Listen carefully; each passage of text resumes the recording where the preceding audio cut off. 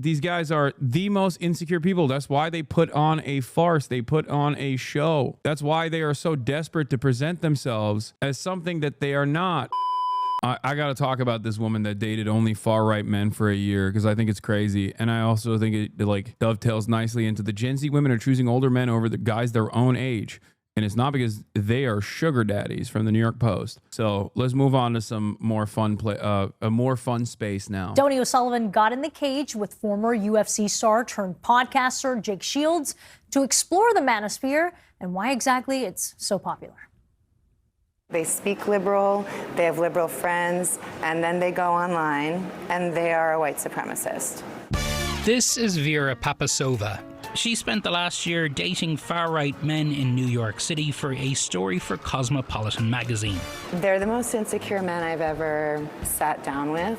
Yeah, no shit. It was really difficult to have some of these dates because they were so insecure, because they don't really know who they are and they don't know how to figure that out. She said the men she dated got all their news and information from the so-called Manosphere. They did not listen to anything else. They're only listening to independent.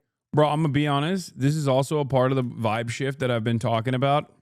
Okay. This is also a part of the vibe shift that I've been signaling, that I've been talking about as well. I see a lot of TikTok posts nowadays absolutely ripping apart these ugly ass Manosphere podcasters that get their rocks off being horrible to women in general. They're like, you just gotta be ruthless. You gotta tell her she, like that kind of shit. Media, and they're only listening to men talking to men. The Manosphere is made up of macho podcasters and influencers. There's no such thing as an independent female. Most women have zero concept of like money. Females don't have independent thought. It's a space where UFC fighters are among those who reign supreme. They love the UFC guys. They love the MMA guys because those guys do what they can. They're modern gladiators. They're badass. Badass like Jake Shields, a former UFC star turned podcaster. All right. Now I'm starting to feel nervous. Thanks for having us. Yeah, of course. Who I met at an MMA gym in Las Vegas. Like all great MMA pros.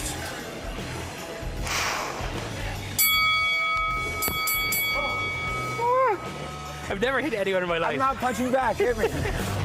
No, I sit right here. KO, KO, KO. This is CNN.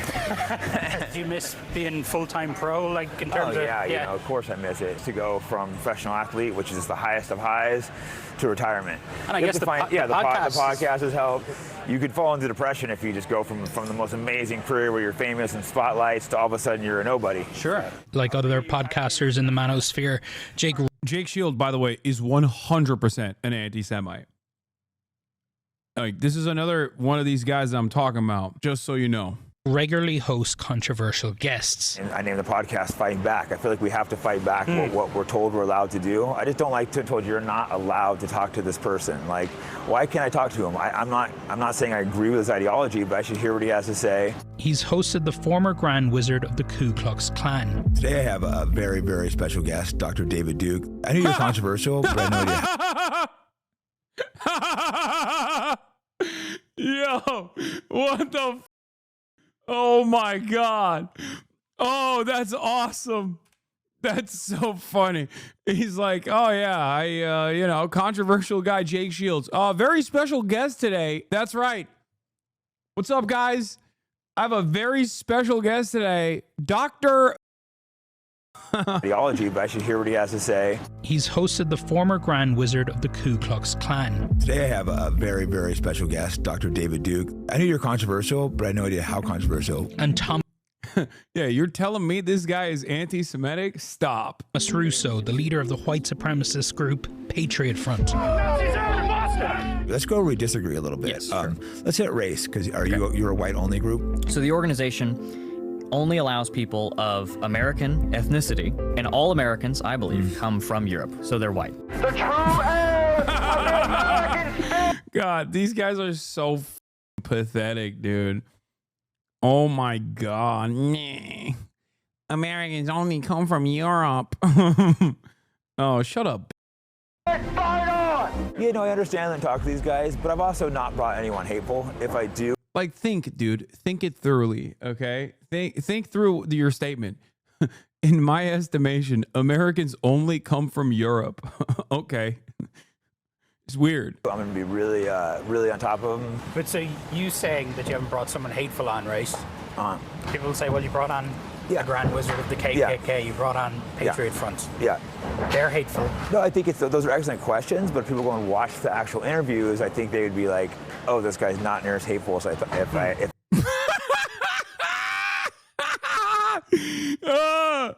Oh, Jesus Christ. Hasan, you've said there's journalistic integrity in interviewing literally anybody. Yeah, dude. You think the Grand Wizard of the K is going to be interviewed in the same vein? Yes, I think that there is value. There's journalistic value in talking to someone even like Duke. Okay?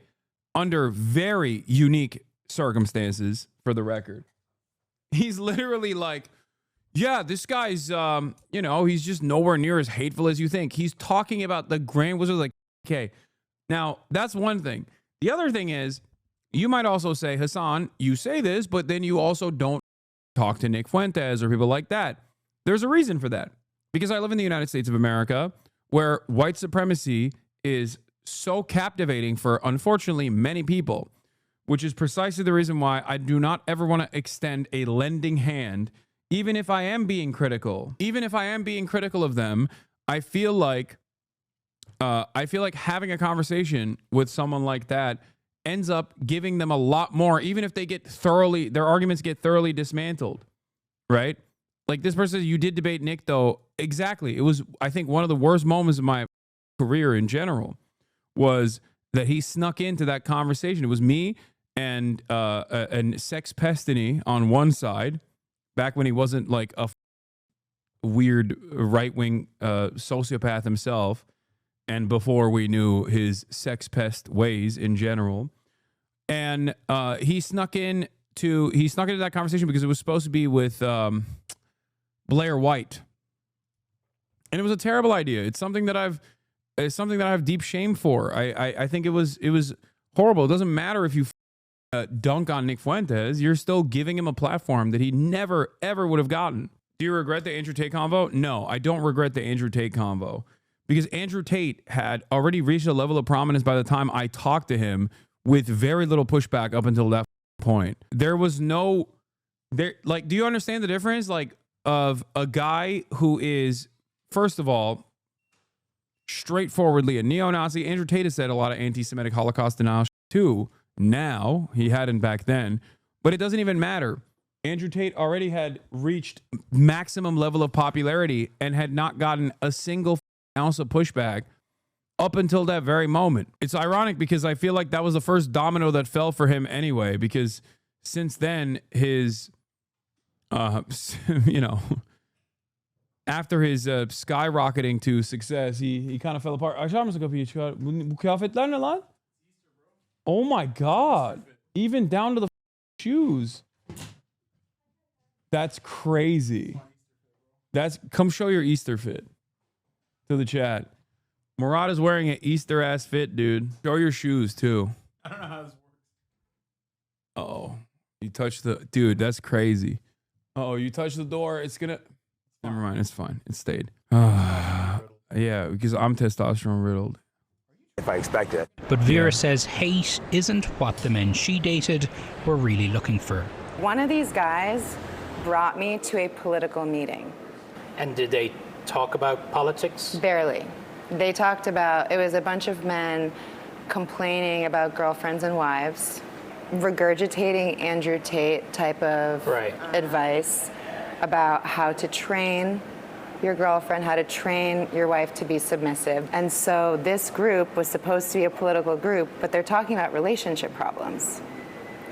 And the fact that that's what most of the time was spent on, you don't need to be a neo-Nazi. You need therapy.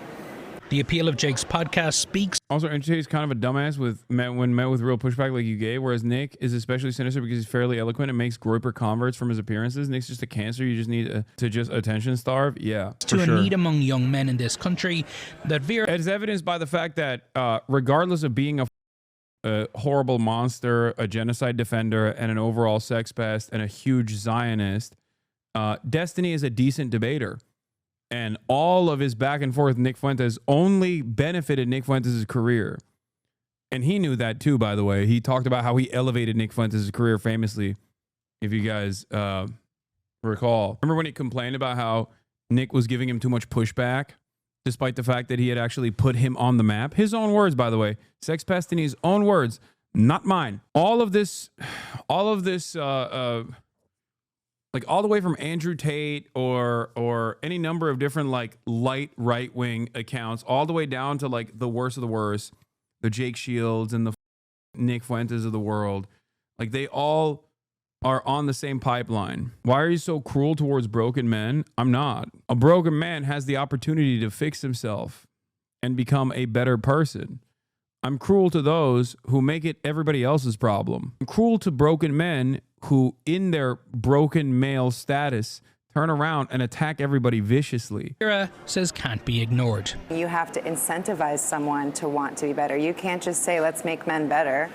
The thing about these guys is their biggest support system is online, but that also is very isolating, and isolation is what breeds hatred. Groups like Patriot Front offer community, but community based on racism and hate. People have to really think about, do you have the capacity to talk to people that you don't agree with? Because that one nice conversation you might have might change someone's day enough to not have to seek out help in an online support group, which is actually a bunch of white supremacists using political beliefs as an excuse for how they feel. Tony O'Sullivan is here. Asman is pretty isolated. Brother, I've tried to reach out to him many times, as you know. Don't act like, I mean, people yelled at me so much. You'd be like, why are you so charitable to Asman Gold? With us now, Donnie, I'm so glad you've done this special. There's so much intrigue around this issue of the Manosphere. And in fact, Trump is going to the UFC tonight. How big of a role does the sport play in the Manosphere?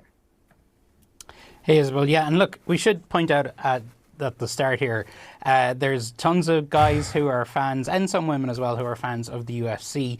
I have many friends who are fans of the UFC. It certainly does not mean, you know, that if you are a fan of the UFC, you are falling sort of down this rabbit hole of hate and white supremacy and everything else. But what we are seeing is that there is this sort of, there is this crossover. The UFC is playing a greater and bigger role, really, in American life. Joe Rogan, who's the world's biggest podcaster, is a UFC commentator. Dana White, who is the founder of the UFC, is a prominent Trump supporter and was recently appointed to the board of Meta by Mark Zuckerberg himself, another big MMA and UFC fan.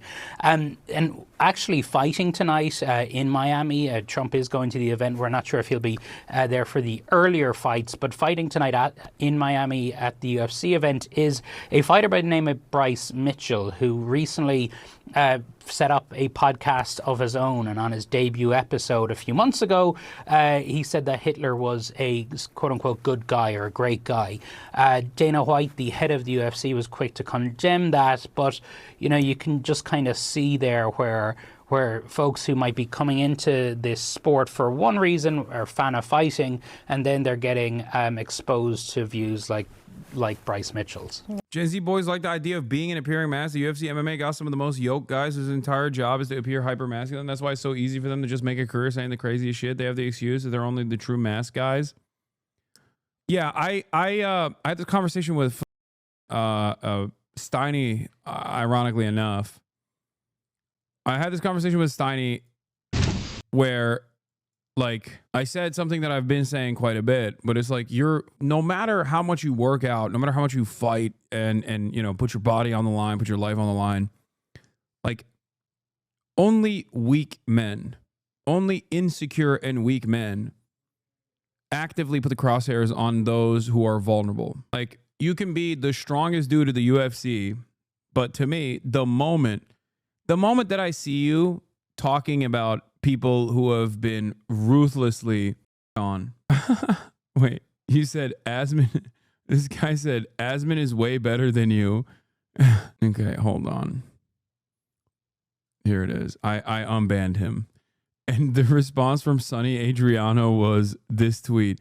Is dried blood from when my teeth would bleed overnight. I just wipe it on the wall when I woke up so I didn't have to get out of bed. If anything, the more physically strong you are, the more you need to show that you are gentle and be aware of how you are. You have that natural intimidation and physical advantage. True masculinity is being a gentle, giant protector type. Yeah, that's why I think it's so funny whenever people like stress the fact that I dressed up in a maid outfit. Like whenever they're like, dude, I can't believe you did that. It's like, yeah. Did it change my stature? No. You know what I mean? I'm not afraid of doing that because I'm not a baby. A lot of people mistake being alpha with confidence. Okay, what they think is when they say you got to be alpha, what they mean is you have to be confident. And it's ironic because or when they say you have to be masculine, what they're talking about is being confident. And it's funny because these guys are the most insecure people. That's why they put on a farce. They put on a show. That's why they are so desperate to present themselves as something that they are not. They are lacking. They're lacking in this area. They are sexually insecure. They're insecure of their own sexuality. They're insecure about the way that they are perceived. That's why they try to actively present themselves as like big, burly, macho men. That's why they also have this like crazy reaction when I wear pearls or paint my fingernails. You know what I mean? They're like, oh, dude, you're so gay. My Gen Alpha kids say Sigma all the time. What does that mean? It's more so a meme in Gen Alpha at this point. What the Sigma? How can I be more confident? I'm extremely insecure and it shows all the time and I'm so tired. Well, first of all, it's because you're insecure that you think it shows that you're insecure to other people. It most likely doesn't. You're talking to someone who is too insecure to wear glasses, both sunglasses and just regular glasses, for most of his life. Okay, when I was in high school, I literally couldn't even wear a hat or glasses. I've talked about this before. And the reason why I couldn't wear a hat or glasses was because I thought people would look at me whenever I wore glasses outside, sunglasses. People would look at me and go, look at this fucking loser. Why is he wearing sunglasses? That's how insecure I was. That's how insecure I was. I couldn't even wear sunglasses, dude. I couldn't even wear a hat. I was worried that people would, say, why is this guy wearing a hat? What helped me get over that was, I guess I basically trained myself when I went outside. I looked at my own interaction with other people around the world. Okay? Because you weren't making money and it affected you more. What are you talking about? I'm talking about in high school, man. What money making are we talking about? Some of y'all are so lost in the goddamn sauce. I can't even talk about insecurities that I experienced growing up without people being like, nah, it's the money that saved you. No, I was a very confident person when I was dead broke. It's just I grew up, and I'm going to explain to you how I worked through this. Okay, let me tell you how. And you can take this home with you. Take it to the bank. When you go outside, do you notice other people wearing glasses? Do you notice other people wearing sunglasses? No, of course not. You don't, because everyone's worried about their own shit. Why the it would be really weird if when you went outside, if you were looking at people and like what kind of glasses they were wearing and going, why is that guy wearing sunglasses? No, you immediately go, I don't give a shit. You don't even think about it. I trained myself into realizing that like, it's in my mind. It's me. I think everyone is looking at me. No one is looking at me, just like I'm not looking at them. Everyone's worried about their own. Even if I notice someone wearing glasses, I don't care. That's how it works. And as far as like gaining confidence goes, that's one way that you can. That's one way that you can figure out whether or not your insecurities are just like completely. Your insecurities are just in your own mind, and that constant fear that other people are noticing your insecurities is unironically clouding your judgment and also shaping your interactions with other people, which is why those interactions are nowhere near as positive as they could be. That's number one.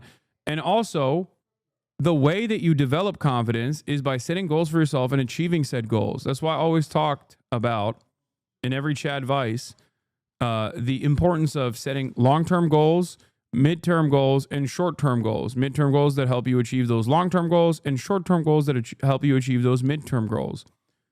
It takes time. It doesn't happen overnight. But the more you achieve goals that you set for yourself, long-standing goals that you set for yourself, the more confidence you build, because you recognize that you do have the power to change, to shape certain things that you have control over. That's what helped me become the person I am now.